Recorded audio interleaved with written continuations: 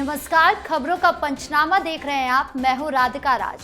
हम लेकर आए हैं देश और दुनिया की 5 बड़ी खबरें, जिस पर चर्चा करने के लिए मेरे साथ स्टूडियो में मौजूद है कैपिटल टीवी के editor in chief doctor Manish Kumar. Sir, आपका बहुत बहुत स्वागत है। धन्यवाद। सबसे पहले नजर आज की टॉप हेडलाइंस पर।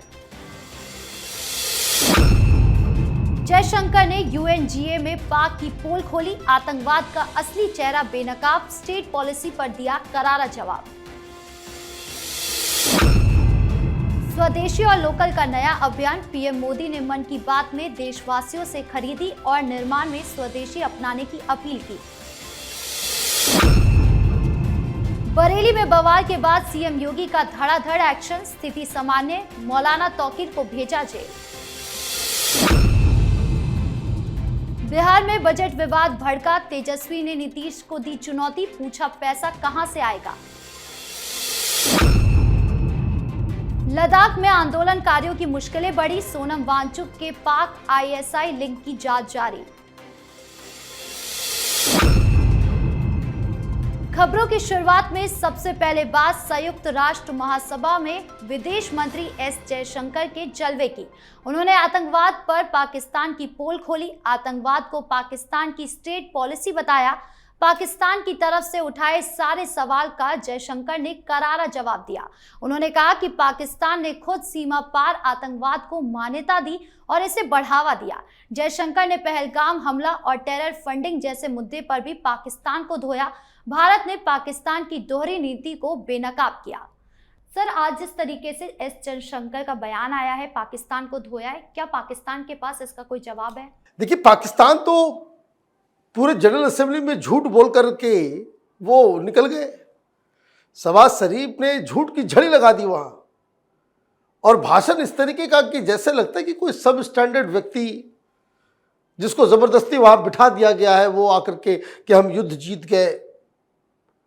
भारत दूसरे लीग का प्लेयर है, एक ग्लोबल पावर है, इसकी एक ग्लोबल रिस्पॉन्सिबिलिटी है, और उसी हिसाब से भारत ने अपने पक्ष को रखा। जयशंकर साहब ने जिस तरीके का भाषण दिया है उसकी तारीफ पूरी दुनिया में हो रही है। रही बात पाकिस्तान की, तो पाकिस्तान सिर्फ 2 मिनट के भाषण में, कोई 17 मिनट का भाषण था, उसमें सिर्फ 2 मिनट में पाकिस्तान की ऐसी की तैसी हो गई।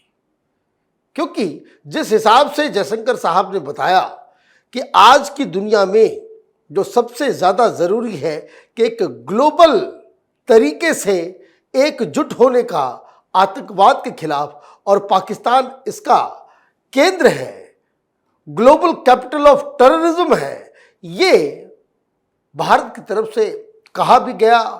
और जिस तरीके से अगर आप उसके वीडियोस को अगर आप देखेंगे कि एस जयशंकर बोलना शुरू करते हैं, जिस तरीके से उनको स्वागत किया गया और भाषण के बाद जिस तरह से तालियां उन्होंने बटोरी, तो एक ग्लोबल लेवल पे हमने आज फिर पाकिस्तान को पूरी तरीके से बेनकाब किया। यूएन में जयशंकर ने पूरे विश्व को संदेश दिया, तो इंडिया में पीएम मोदी ने मन की बात की। उन्होंने देशवासियों से स्वदेशी अपनाने की अपील की। उन्होंने कहा कि हम सभी अधिक से अधिक स्वदेशी सामान खरीदें और उसका निर्माण करें। पीएम मोदी ने 2 अक्टूबर को गांधी जयंती के अवसर पर खादी और अन्य स्वदेशी उत्पादों का समर्थन करने को भी बात कहा। कोलकाता की दुर्गा पूजा को यूनेस्को सूची में शामिल कराने के लिए भारत सरकार के प्रयासों का भी उल्लेख किया। साथ ही छठ पूजा को भी यूनेस्को की लिस्ट में जोड़ने की बात कही। सर, आज मन की बात में पीएम मोदी ने कई बातें कही, कैसे देखते हैं आप इसे? देखिए, प्रधानमंत्री मोदी का ये 126वां मन की बात जी, और ये कंटिन्यूअस, चाहे कुछ भी हो जाए, प्रधानमंत्री मोदी का ये जो कार्यक्रम है मंथली, ये रुकता नहीं है। आज उन्होंने बहुत सारी बातें कही, स्वदेशी को किस तरह से अपनाना है, भूपेन हजारिका को भी याद किया, किस तरीके से श्रीलंका के अंदर सिंगली और तमिल लैंग्वेज में भूपेन हजारिका के गानों का, जो ऑलरेडी बांग्ला में बहुत मानुस मानुसेरे जोन ने, ये गाना के बारे में भी उन्होंने बात किया। उनका ये प्रोग्राम बहुत ही वेरी इंटरेस्ट के साथ अलग अलग चीज़ों को वो समाहित कर लेते हैं। लेकिन आज जो गर्व करने की बात है वो ये कि कोलकाता का दुर्गा पूजा और बिहार का छठ, ऑलरेडी दुर्गा पूजा को यूनेस्को के उस लिस्ट में ये दुनिया का एक ऐसा, और ये बहुत बड़ा संदेश गया है कि छठ पूजा जो टिपिकली बिहार और ईस्टर्न यूपी के अंदर किया जाता है, और जो लोग यहाँ माइग्रेट करते हैं, अब तो पूरी दुनिया में छठ को मनाया जाता है। ये सनातनी सभ्यता का सबसे पुराना, ये प्राचीन समय से, वैदिक काल से ये पर्व मनाया जा रहा है और ये लगातार निरंतर इसको मनाया जाता रहा है। तो ये जो है, ये एक सरकार की तरफ से जिस तरह से योगा पूरी दुनिया में पॉपुलर हुआ, उसी तरीके से छठ का भी महिमा मंडन होगा पूरी दुनिया में। तो ये मुझे लग रहा है कि एक अच्छी जो खबर प्रधानमंत्री मोदी ने मन की बात में दी। जब मोदी मन की बात कर रहे थे, उस वक्त यूपी में सीएम योगी का डंडा चल रहा था। मुख्यमंत्री योगी आदित्यनाथ ने बरेली में बवाल पर साफ चेतावनी दी। उन्होंने साफ कहा कि अराजकता को कतई स्वीकार नहीं किया जाएगा। लातों के भूत बातों से नहीं मानते, बिना मांगे जहन्नुम का टिकट कटवा देंगे। सीएम ने ये चेतावनी देते हुए कहा कि गजवा ए हिंद का सपना देखने वालों का अंत छांगुर बाबा जैसा होगा। सरकार अब झुककर काम नहीं करेगी तो साहस करने वालों को वैसा ही सबक सिखाया जाएगा जैसा बरेली में पिटने वालों को मिला है। सीएम ने सख्त चेतावनी देते हुए ये भी कहा कि राज्य में किसी को ये भूलने का अधिकार नहीं है कि शासन किसका है। सर, आज सीएम योगी जिस तरीके से हुंकार भरे, उन्होंने साफ कर दिया है कि किसी भी तरीके की अराजकता को बर्दाश्त नहीं किया जाएगा। देखिए, जो सबसे अच्छी बात सीएम योगी की है कि जो बातें उनके दिल में होती है, जो बातें उनके मन में होती है, वही जुबां पे आती है। जिस तरीके से कुछ लोग हिंदुस्तान में वो जो भाईचारा का माहौल वो खत्म करना चाह रहे थे, और खास करके यूपी के अंदर ये क्या, ये पोस्टरबाजी, I love Mohammad, I love Mohammad. भाई कौन से मोहम्मद?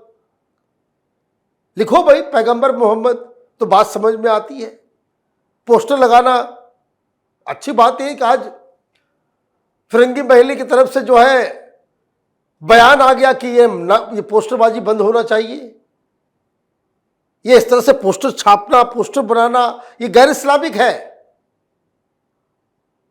ये लल्लू पंजू मौलाना, तो जेल ठोका गया है इसको, बरेली वाले को।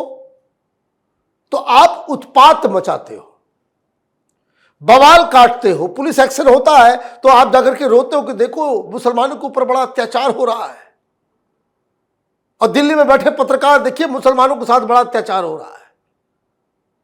यह तमाशा एक पूरी दुनिया में हिंदुस्तान को बदनाम, और बदमाशी किसकी होती है? बदमाशी इन लोगों की होती है। तो योगी आदित्यनाथ के रिजीम के अंदर, उनके शासनकाल में तो ये नहीं चलेगा। बरेली बिल्कुल ठंडा कर दिया, बिल्कुल ठंडा कर दिया। अब आओ बाहर,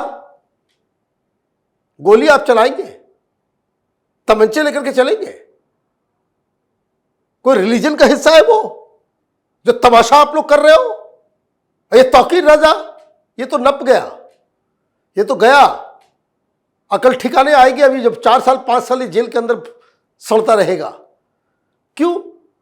क्योंकि सरकार का जो विजन है, जो पॉलिसी है, वो क्लियर है। आपको पीसफुली सारा काम, अच्छा अच्छी बात क्या है, बहुत सारे मौलाना बोल रहे हैं नहीं गलत किया, गलत किया। बहुत सारे नेता वो समाजवादी पार्टी के कल तक जो भड़का रहे थे, अब वही कबूतर उड़ा रहे हैं, व्हाइट फ्लैग लेकर के आ गया कि नहीं नहीं नहीं हिंसा नहीं होनी चाहिए। वो भाई जब आप भड़काते हो तो समझ में नहीं आता। वोट बैंक पॉलिटिक्स की वजह से हिंदुस्तान की सरकारें, अलग अलग राज्यों की जो सरकारें होती हैं, जो law and order state subject है, सिर्फ मुस्लिम वोट की वजह से ये लोग इस तरह की उद्दंडता पे जो है एक्शन नहीं लेते। पुलिस को भी कह दिया जाता है कि भाई एक्शन मत लेना। देखिए, आप नेट पे जाइए ढूंढने के लिए तो आपको हर जगह दिखाई देगा कि मुस्लिम युवकों के द्वारा जो है वो पुलिस की पिटाई हो रही है, पतलून गीली हो जाती है पुलिस वालों की मुस्लिम भीड़ देख करके। क्यों? क्योंकि शासन प्रशासन, वहाँ की सरकारें, वहाँ का मुख्यमंत्री वो पुलिस के साथ खड़ा नहीं होता, because vote bank. Yogi Adityanath clear है तमाशा करोगे तो पिटाई होगी, पिटाई भी होगी, बुलडोजर भी चलेगा।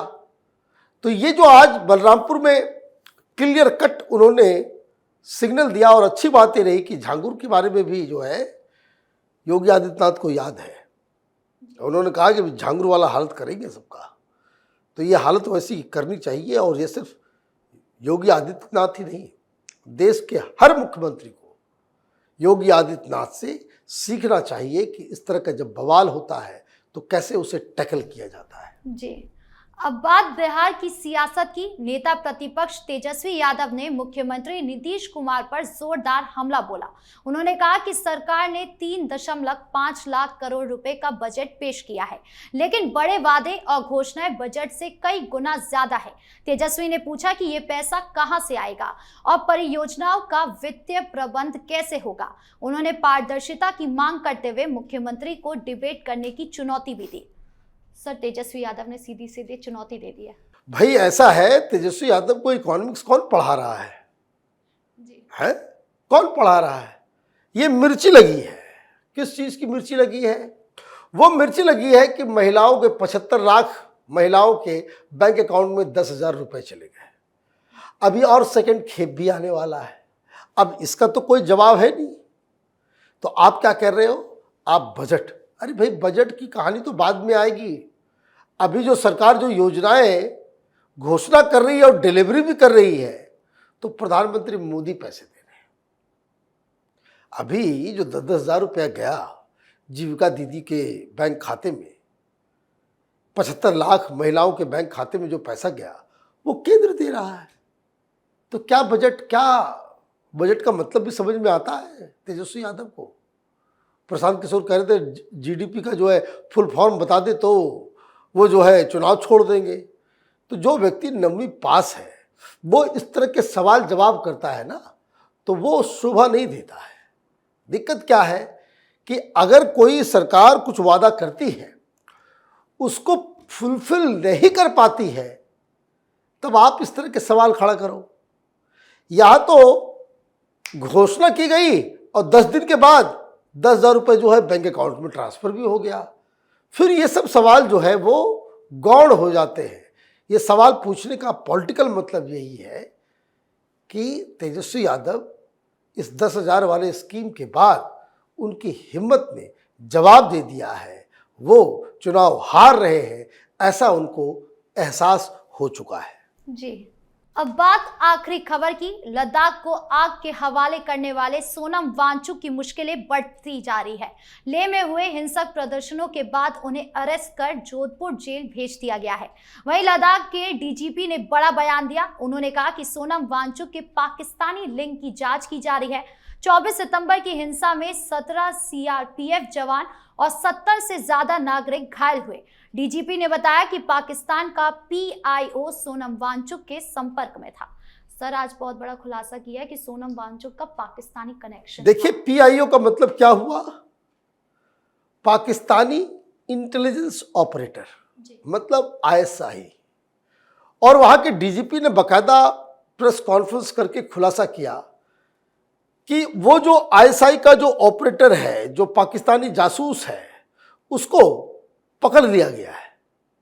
और उसने ही बताया कि किस तरीके से ये सोनम वांगचुक के क्रियाकलापों को बकायदा डे टू डे मॉनिटरिंग की जाती है और किस तरह से इंफॉर्मेशन उस पार जाता था। एक और खुलासा हुआ कि एक उस व्यक्ति को भी पुलिस ने चिन्हित कर लिया जो ये सोनम वांगचुक के बिल्कुल करीबी में से है और जो डेली हर 1 घंटे 2 घंटे में जब चल रहा था वो सारी जानकारियां पाकिस्तान पहुंचा रहा था। भाई आप क्या कर रहे हो? पूर्ण राज्य का दर्जा मांगने के लिए आए थे ना, ये पाकिस्तान का दलाल कैसे बन गए? भाई चाइना का दलाल कैसे बन गए? जिस दिन वो बवाल मचा उस दिन ही कैपिटल टीवी ने बताया था कि ये आदमी हैंकी पैंकी, ये आदमी का लक्षण ठीक नहीं है, ये पाकिस्तान गया, ये बांग्लादेश गया। भाई क्यों मिलने के लिए गए थे? क्यों मिलने गए थे? अब कहने का मतलब ये है कि जिस तरीके से इनके खिलाफ सीबीआई, ईडी और तरह के इन्वेस्टिगेशंस शुरू हुए हैं। जिस तरीके से इसके एनजीओ को बैन किया गया, इसके एफसीआरए सर्टिफिकेट को खत्म किया गया, इसकी फॉरेन फंडिंग की जांच शुरू हो रही है, जो 135 एकड़ जमीन इसने कब्जा कर रखा था उसके को कैंसिल किया गया। इसका मतलब है कि ये वंसुक वांगड़ू, 3 इडियट वाला जो कैरेक्टर जो इसको क्रिएट किया, वो बहुत बड़े मुसीबत में फंस गया है। और दूसरी मुसीबत ये हो गई कि आज लेह से उठा करके जोधपुर डाल दिया गया। आप ये समझिए, लेह कहाँ कोल्ड डेजर्ट है और ये जो हॉट डेजर्ट में जो है जोधपुर भेज दिया गया है। बहुत तरह की परेशानी ये सोनम वांगचुक को अब सताएगी। और जिस हिसाब से लेह के अंदर जो कर्फ्यू और उसके बाद लॉ एंड ऑर्डर को कंट्रोल किया गया है, ये काबिल तारीफ है। जी, इन मुद्दों पर सटीक एनालिसिस के लिए आपका बहुत बहुत धन्यवाद। धन्यवाद। तो खबरों का पंचनामा में आज के लिए फिलहाल इतना ही। देश विदेश की बाकी खबरें और उनकी सटीक विश्लेषण के लिए देखते रहिए कैपिटल टीवी।